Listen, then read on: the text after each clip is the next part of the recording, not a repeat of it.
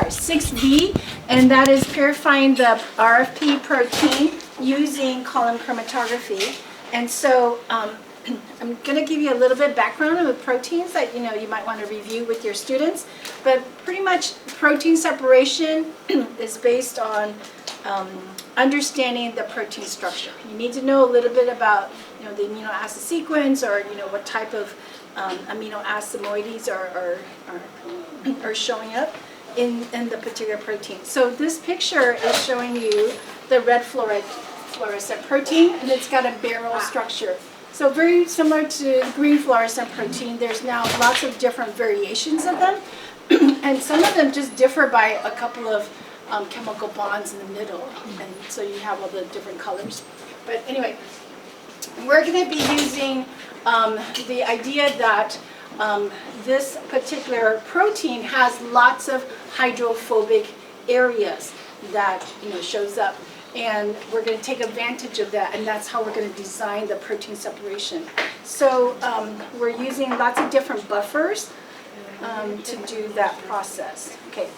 So anyway, with my students, I typically will go back and try to, we covered protein chemistry a long time ago in chapter 2 or something, but I remind them again that proteins are really long chains of amino acids, and there's many different kinds of amino acids in terms of their chemical properties. So we have some that are polar, we have things that are non-polar, we have charged, and depending on those amino acids, they're going to they're going to react to water in different manners, and they also have hydrogen bonding. They make disulfide bonding. So all the things I typically talk to students about, right? Protein structure. Okay, so we take that long chain of amino acids, and then they become a 3D protein structure. And in biopharma, when you isolate a protein, a biologic medicine, you want that protein to be in its native state. You need it to be in this 3D shape so that when it goes into the patient's body, it will still do its function it's supposed to do. So you cannot denature. So we have to be careful about how we treat that protein through all of this processing. Okay. And there are many, many different types of chromatography. There are several types of column chromatography that is used to separate mixtures of molecules. So I don't know that you would go through all of this in a high school class, but just kind of as a refresher for you, if you hadn't had this in college chemistry for a long time. Yes? So for this particular protein, the RFP, wanted in tertiary or quaternary structure? Tertiary. Yeah, right. So anyway, the ones that I've listed here, these are the most common ones that are used.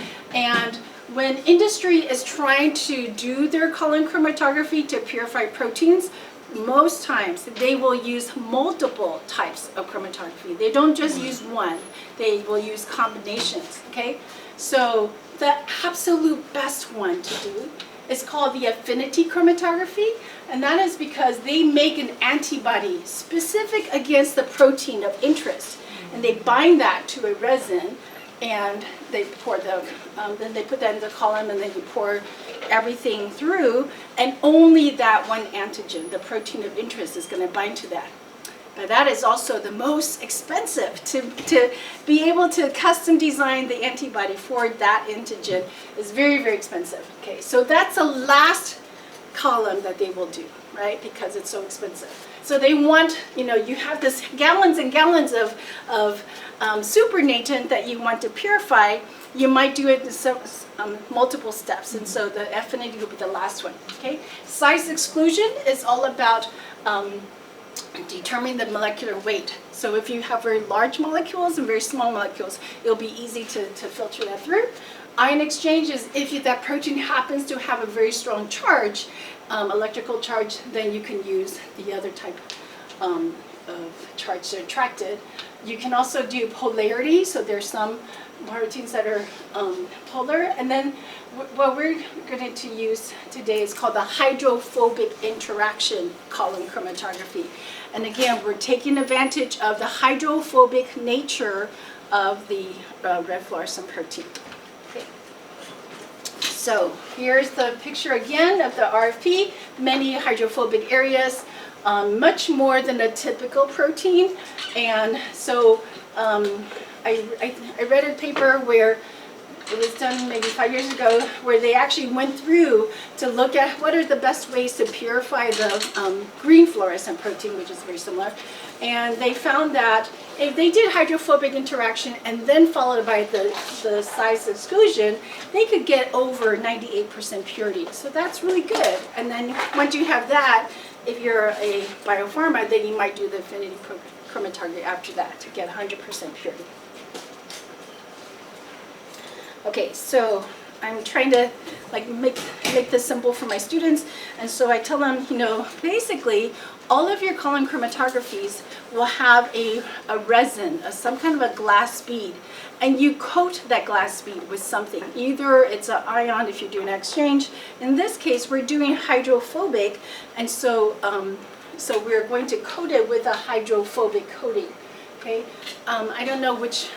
Well, anyway, there's lots of different hydrophobic, like you can do octo, you can do pentyl, so octane, pentane, methane, or those kinds of coatings. And they will grab other things that are hydrophobic, right, that will attach to that. So the big concept is you have this column, it's filled with glass beads that have this coating, and hydrophobic proteins will then bind to the resin, and then all the hydrophilic proteins will run through, right? And so that's the idea. That's the big concept. And so it turns out, if you put proteins into low salt conditions versus high salt conditions, they will change their tertiary structure. That's how you denature them. And so if you have the solution in a low salt concentration, which is similar to our cells, then the hydrophobic domains stay outward, or sorry, they orient inward. And if they're in a very high salt, then they orient outward. Okay, and so we're going to take advantage of that idea.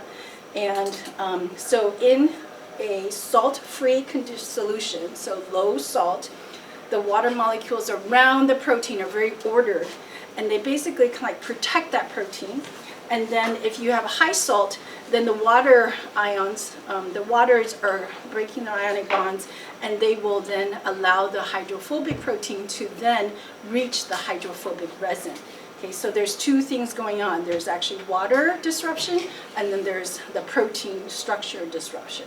Okay, anyway, so for my students, just to make them really think about it in a different way, I use a toy. And I said, so think about, this is a three-dimensional protein, okay? And on the outside, it's going to have one type of chemical nature, but when it's in this low salt solution. But when I put it into high salt solution, what happens is all these interactions are getting disrupted, and so what will happen is it will change. Did you guys see what happened? It turns inside out. Okay, you didn't have to throw it. You could just go like that. Okay, so I usually buy these for one for each kit, but that's not the idea. Is that the protein shape is actually changing. So I have them think about, one time the hydrophobic is on the outside, and then another time the hydrophobic goes on the inside. Okay, and it all has to do with the environment that protein's in. Any questions? Yeah, where did you buy that? Amazon. Amazon. What is it called? Yeah. What are they called? Yeah. I do lose them every so often. Switch pitch is what it's called. Okay. Switch pitch.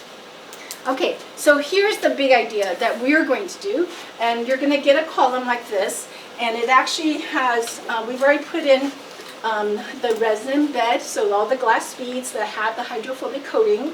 There's a little fritz, a little filter there. There's a stopcock, so you can adjust when you want the solvents to run through or when you want to stop it. And so the big idea is we're going to use 3 different kinds of buffers to run through the column. Okay, and so here you can see this is called the binding buffer. It's got 4 molar ammonium sulfate, and we're going to pass that through. And what will happen is this is very, very high salt. So all the hydrophobic areas of the RFP is going to be exposed, and they will now be able to bind to the hydrophobic areas of the glass beads, right? But what doesn't bind are all the hydrophilic proteins that are going to run right through. So this is going to run, all these hydrophilic are going to run through. Then what we do is we stop the elution, or we stop the buffers from passing through, and we now add a wash buffer. The wash buffer is 1.3 molar, and it's about medium strength in salt. And what will happen is moderately hydrophobic proteins are going to let go of the resin, and it will fall through. Okay. And then we stop, and then we add what's called the elution buffer. You've already used it once. This is a low salt or no salt solution, and you hear water boiling? I hear water boiling. Oh, okay, I was thinking, what is that? Okay, then we have the elution buffer, and it's called the elution because it's going to cause our proteins now to change shape a little bit, and so now all the hydrophobic areas are going to let go of the hydrophobic resin, and so now the protein is going to come through. It's going to elute. Elute means to pass through the column, and this is what we want to collect, okay? So we happen to be lucky because the protein we want to collect is pink. Or it's called red, but it's really pink. And all the other proteins don't have a color. So if we can just concentrate on finding the pink areas, then we can collect the RP. Okay, collect the purified protein. All right, so I wrote you all this. I'm sorry, there's one more buffer I forgot to mention, and this is after we do everything, we actually need to have the column go back to what we call the equilibration. And so you need to have column equilibration buffer, which is 2 molar. So we use it at the very, very beginning, and we use that at the very, very end. Okay? So, so these are the 4 buffers that you're going to get. So I'm very, very careful that my students do not mix up the solutions. So I typically will color code all of my different solutions. So I have red, green, blue, and black. Is the CEB the equilibrium? Yes. Okay, CEB's column equilibration buffer. And then what else is there? Wash There's a buffer, WB, buffer, and the binding buffer, BB, and EB is the elution. Okay, so I will tell you the absolute biggest mistake that students tend to make is they grab the wrong buffer. Yeah, and so, or they contaminate, so, yeah. Okay, so I threw this in. I made 2 videos. One is to give you the concept for the students, so that kind of goes to the theory of why we do the column. And then the other one is setup and the tips. So I actually will show that to my students. I show the tips to, I have them watch the video the night before, right before they come in or something. Karen also made one with no audio, and so you can actually see from the student point of view what they're doing in the lab. Okay, so I think all 3 are very, very good. And then the very last one is what we're going to do at the end, and that's when we have the boiling water. I gave you some more interactives and simulations in case you want to go into more depth about the protein structure or the column chromatography. Okay. So just remind you again, we're going, Karen, I forgot, are these already in ethanol? They're already flushed with column equilibrium buffer, ready to go. Okay, so Karen's already done this for you. The column has already been equilibrated. And so now what we're going to be doing, as soon as we start, is we're going to actually take our lyse cells, right? Remember you guys did the pink solution? We're going to centrifuge them down, and you're going to take out the cell debris. So where will the cell debris be at that point? At the bottom, and it will be white, right? And the pink will be all the liquid, the supernatant. We're going to transfer that into a new tube. Okay, so it's purely supernatant, right? We don't want the cell debris. And what we need to do, though, is we have this protein inside that supernatant, but we need to treat it at a high salt concentration. So which of these solutions are we going to use? binding One with buffer? the salt. The binding, the one with the salt. The binding buffer, which is 4 molar salt. And that will then cause the RFP to start exposing its hydrophobic areas. Does that make sense? Yeah? Okay. And then, so at that point, we are now going to add the supernatant right to the column right here. I might actually show you that video on how to do the setup because it's really important not to disturb your column resin bed. And you're going to want to pipette to the edge of the tube and let the solution drip down the tube, okay? Don't put your pipette tip here and then blow it because then you'll cause a big flume of the resin beads, okay? We want a flat surface to make the column run better, okay? So anyway, so again, I wrote these out so I could really talk to my students, you know, one slide at a time, but you have it on the flow chart. So make sure you do your order of your buffers correctly. So we add the binding buffer with the samples first in a tube, then add the mixture to the column. Do not put in the supernatant and then add binding buffer to the column. You mix them together in a tube first. Okay. Then after we let things to start running, I actually have my students take pictures every step of the way so they can see where the pink is at every step of the way. And then, then they're going to start running, and you'll see the pink start to enter the column resin bed. And then we're going to use the wash buffer.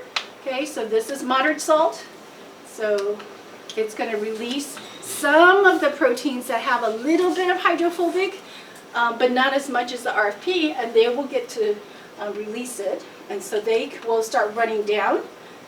And then what are we going to do to get our RFP? The elution buffer. Okay, and this one is very, very low salt. Okay, almost no salt. And then that's when the RFP is going to change its conformation again, and the water is going to start forming a shell around that protein, and then the RFP will release from the resin and will start to come down. And this is when you want to collect it in a tube. So in my class, I have a contest. Whoever collects the best protein, the best amount of protein is going to be the winner. So if you guys were the CFO of the company, do you want to collect the most protein, the most volume of the protein?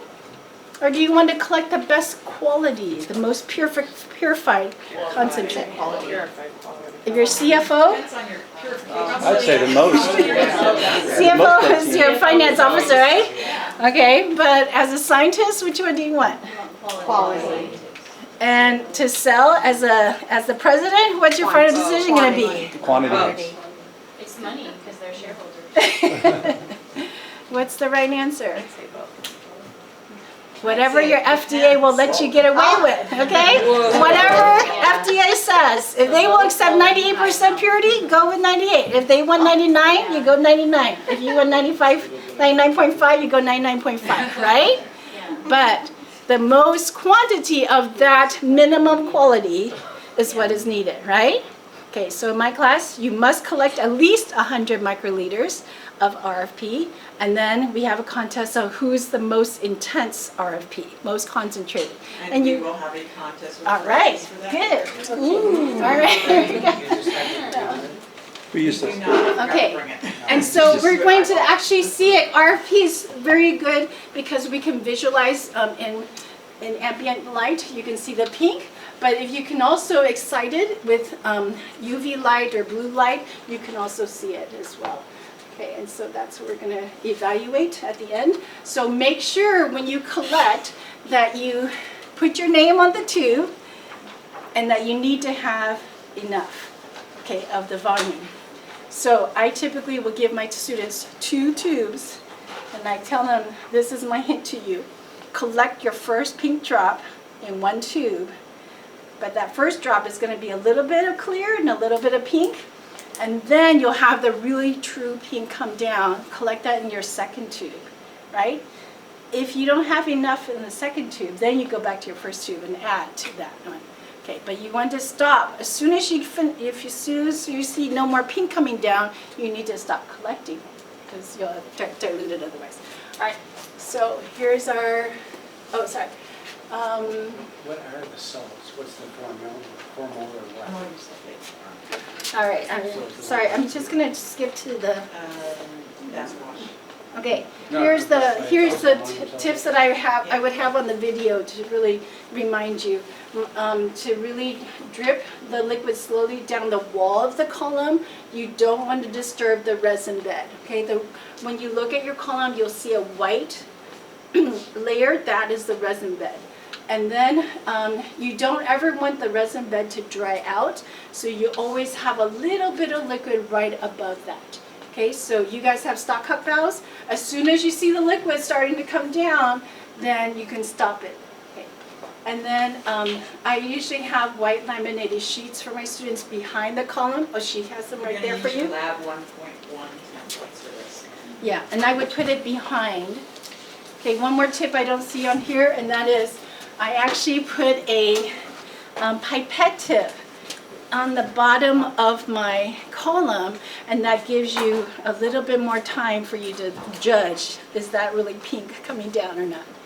Okay, so Yeah, the stopcocks have a slight purple tinge to them, so sometimes it's a little harder to see the pink. So yeah, you can put a little extension on there. I don't think I have extensions just with me. I usually cut transfer pipettes and make tips. Okay, we can cut the P200, they work, yeah. Okay, so that's the gist of the lab. I think the only thing I would change if I'm doing this with the classes, I would show them the videos to So I have ahead a of time. question. Oh, you have it. What color are the waste proteins coming off the column? Clear, yeah. Right? Yeah. So unfortunately, I was going to bring my nanodrop so you could actually see that there's protein in there because we're telling our students it's there and it's a black box. It's really there. You can see it. And then if your protein, your RP pink protein starts to drop when you're putting your wash buffer in, that means that the buffers are the wrong concentration. Stop the stopcock or catch it when it comes out, okay? That means that the wash was too low of Can concentration. you put it back, could you put it back in the column? You have to put binding buffer. You'd have to let it all out, yeah, and then add more binding buffer and then put it back in. Yeah. So I just found out someone's in a college class. So what we do in college is we actually collect fractions of the Wash drip- buffer and elution buffer? yeah, of all of them. And then we do a SDS page gel and a native page gel afterwards to show the students how many proteins there are in each of those fractions. Yeah. And Harvard College, if you have a native page, it's very cool because the red fluorescent protein will continue to fluoresce as it goes through the protein gel. So it's very good. Okay, I'm going to stop here and let us do the lab, and then afterwards I'll go through the implementation tips. Okay? Any questions before we move on? So I just want to point out that if you notice the lab 6 culture that Karen started yesterday, it's starting to get some pink action Oh, now. great. That gives you a good idea of how long it's going to take you to create one in your own classroom. Well, they won't start when it's like 4 o'clock in the afternoon like I did, Yeah, you can right? adjust that forward, hopefully. We'll leave it until tomorrow. So no pressure, contest-wise, right?